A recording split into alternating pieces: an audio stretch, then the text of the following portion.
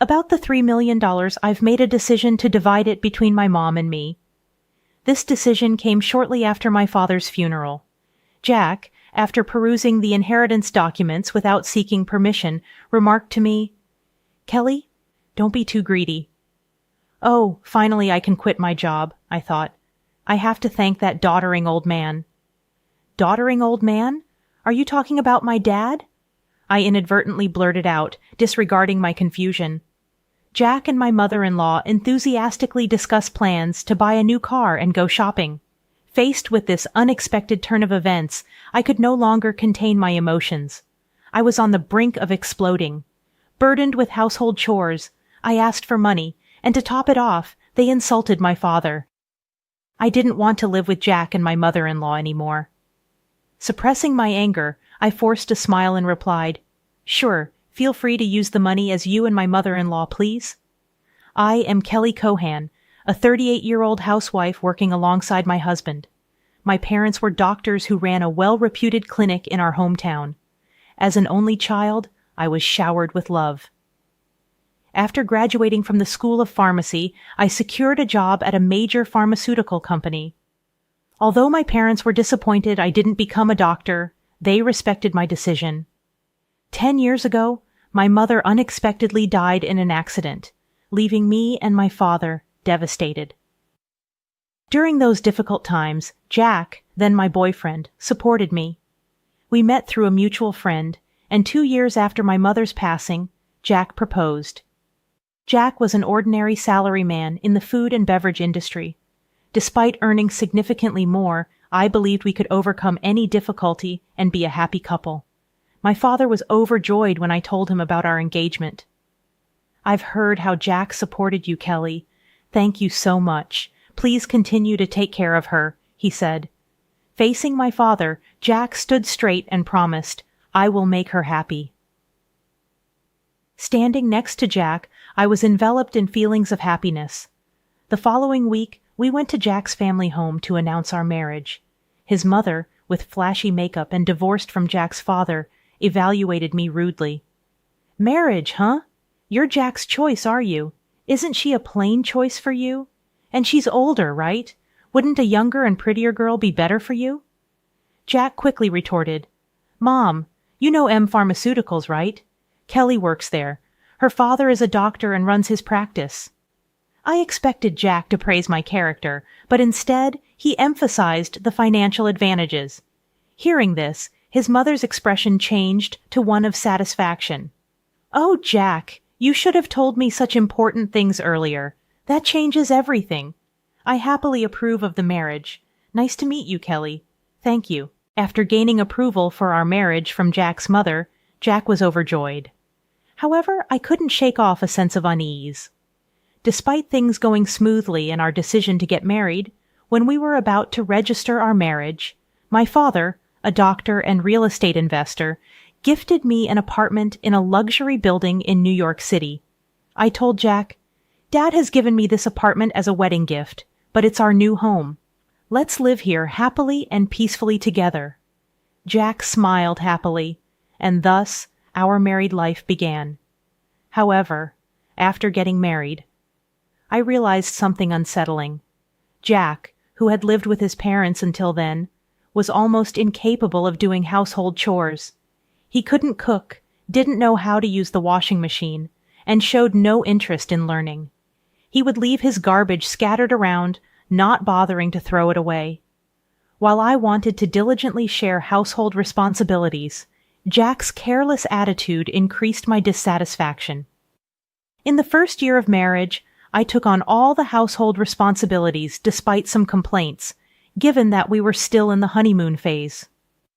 But with the exhaustion from work and struggling to keep up with chores, I reached my limit in our second year, deciding to have a serious talk with Jack about sharing household duties. I bravely expressed my dissatisfaction. To my dismay, Jack responded without gratitude or reflection, saying, "I'm tired from work too. You're much better at chores than I am, right? It's better if you do them since I'm not good at it." Dismissed just like that. Jack hardly helped with the chores, and I continued to bear the brunt of our household responsibilities. But that wasn't the only problem. After marrying Jack, I discovered his mother also had some peculiar ideas. Jack wasn't very interested in seasonal events, so I decided to send a quality scarf and carnations to his mother for Mother's Day. Despite choosing a nice scarf from a department store, his mother called me, sounding displeased. She criticized the scarf, saying it wasn't from a famous brand and was absurd to send such a no-name item. I tried to explain its quality, but she wouldn't listen, insisting she wanted items from a very famous luxury brand. Stunned, I reported this to Jack when he returned home, but instead of empathizing, he said, "What? It's just do as she said." Jack didn't take my side, and from then on, we started giving her cash as she demanded. Moreover, by our 5th year of marriage, she began visiting our home frequently, always finding reasons to ask for money. Jack, without any complaints, would always smile and give money to his mother, even though I had a job. Jack's income was limited and small, making our daily life just barely manageable. Desperation led me to dip into our savings to cut living expenses. Despite my frustrations, I knew Jack cherished his mother, and she was an important person to me, having supported me during tough times. She's the mother of someone important to me, and with that thought, I endured. Now, in our 8th year of marriage, I continue to handle all the household chores and keep giving money to my mother-in-law. One day during this routine, my father, whom I hadn't seen in a while, unexpectedly called me. The story he shared during our rare meeting was shockingly unexpected. He revealed that he was suffering from terminal cancer, and treatment was no longer possible. Overwhelmed with shock, tears spilled from my eyes. My father gently stroked my head, just as he did when I was a child, saying, "Kelly, this is fate. Let's accept it quietly." I questioned Dad. "Why, even you?" Thus my days became a juggling act of work, household duties, and now visits to my father's hospital. While work allowed some flexibility, managing the household was not easy. When I told Jack I would be caring for my father, he showed no reaction or willingness to help. "Well, it's tough with your father's sudden condition. Please do your best," was the only thing Jack said. He visited my father in the hospital only once. I was so preoccupied with my father's care that I had no time to spare for Jack. If I had time to worry about Jack, I wanted to prioritize my father. One day, as my father lay in his hospital bed, he suddenly asked me, "Kelly, how is your marriage with Jack going?" Caught off guard, I found myself thinking about Jack's attitude at home and his mother's behavior. I couldn't answer properly. Seeing my hesitation, my father seemed to understand and spoke to me. "Kelly, you don't have to endure. Think about your happiness. Don't worry, you won't have any hardships after I'm gone." I couldn't hold back my tears, and my father silently and firmly held my hand. 3 months later, the inevitable moment arrived. My father passed away quietly, engulfed in immense sorrow. I started arranging the funeral. Jack, however, showed no interest in my grief and didn't help with any preparations. Despite this, I was too busy with the funeral arrangements to pay much attention to Jack. Many friends and acquaintances attended my father's funeral, making it a heartfelt farewell. Even the indifferent Jack and his mother attended. The day after the funeral, I received a call from a lawyer about my father's inheritance. I arranged a meeting with the lawyer and listened to the explanation. The information was all new and quite surprising. After deducting taxes like inheritance tax, my father's estate amounted to over $3 million.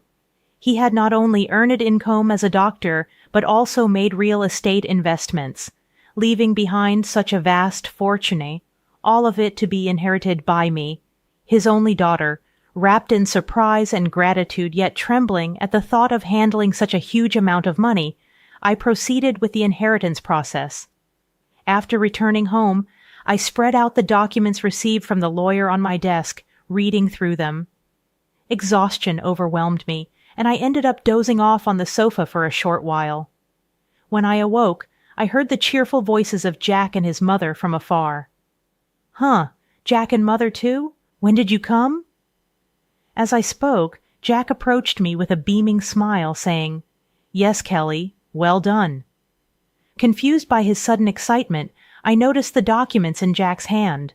They were the inheritance papers I had received from the lawyer. "Wait, don't just read those without asking." Shocked and angry at Jack for looking through the documents without permission, I raised my voice at him.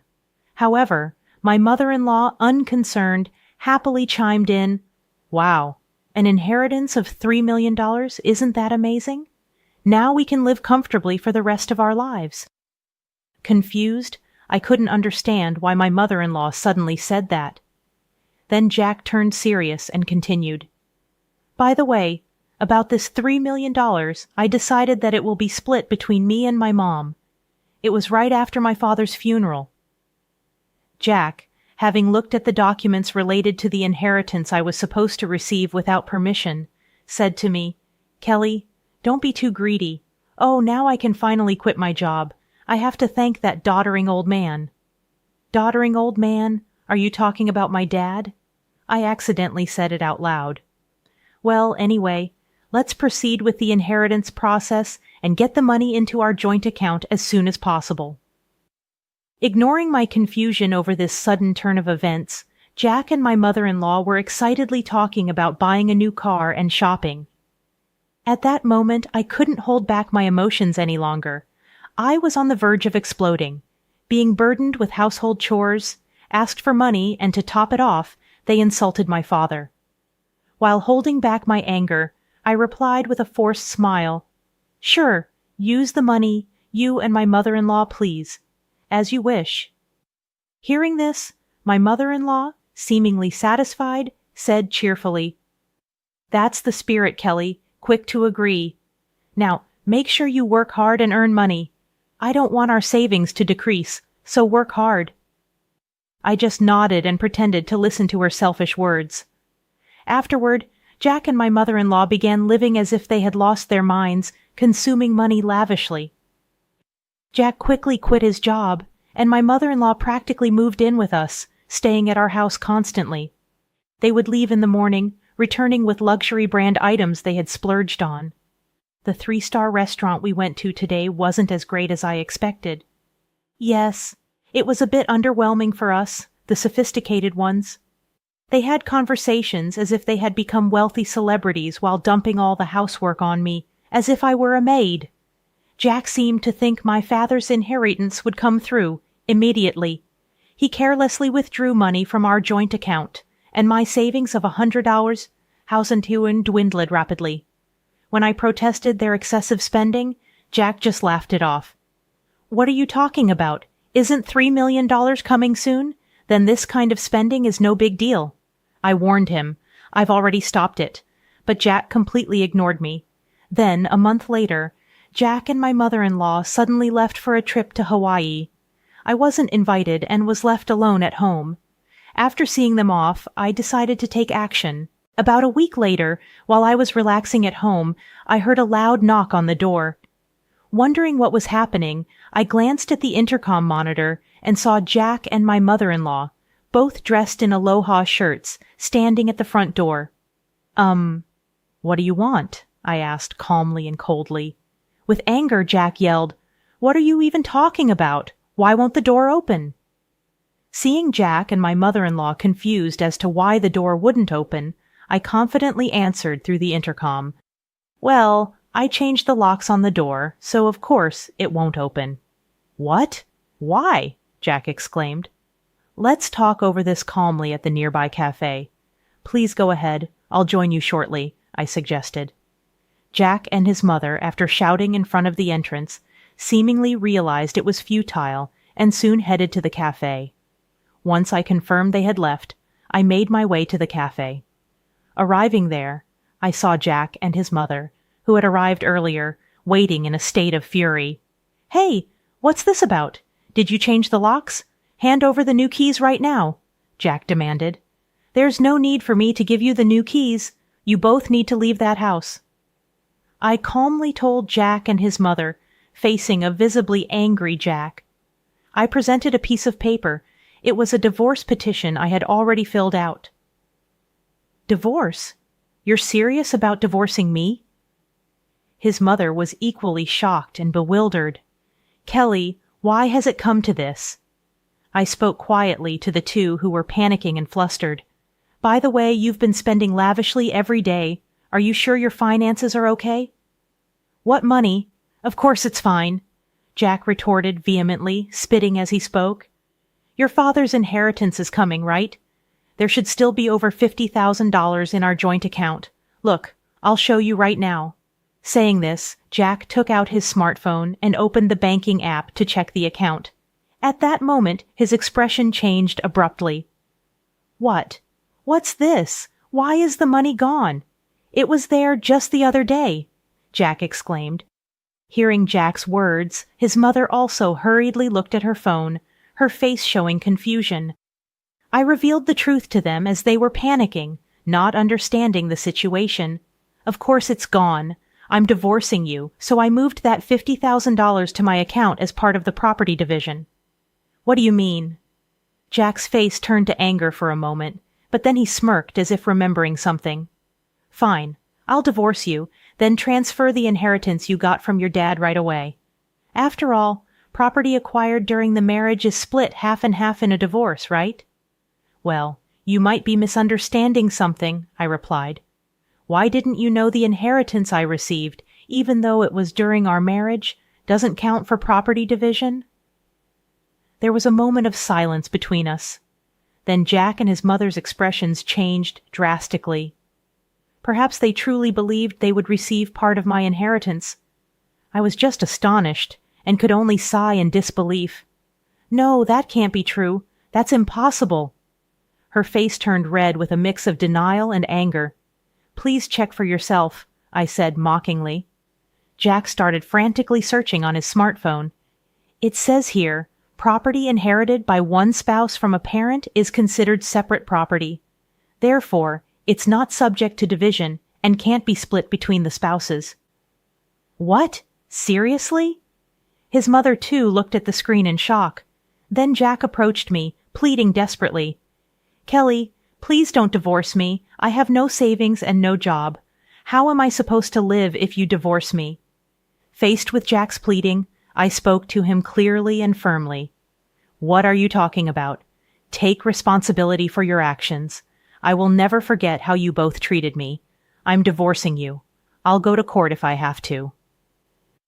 Intimidated by my fierce demeanor, which they had never seen before, Jack and his mother shrunk back in fear, whimpering softly. Leaving the two of them dejected, I walked out of the cafe. Later on, Jack and I were able to go through the divorce proceedings without any issues. The $50,000 I had moved from our joint account was recognized as part of the marital property division. Eventually, I managed to get Jack and his mother out of my house. Jack, having already squandered the money from the property division, found himself penniless. Furthermore, he was overwhelmed with bills from the overseas trip and other expenses he had paid for with his credit card, quickly sinking into debt. Jack and his mother had to take on even more debt to make these payments, and they now live in a run-down apartment, working tirelessly every day to pay off their debts. The stark contrast to their former lavish lifestyle has been a huge shock for them. On the other hand, I sold a condo I used to share with Jack. I then moved into the apartment that used to belong to my father. I continue to work as before, but with the inheritance I received from my father, I am living a comfortable life, financially. With gratitude to my late father in my heart, I want to start anew and cherish my life ahead. I aim to protect my happiness and spend my days peacefully.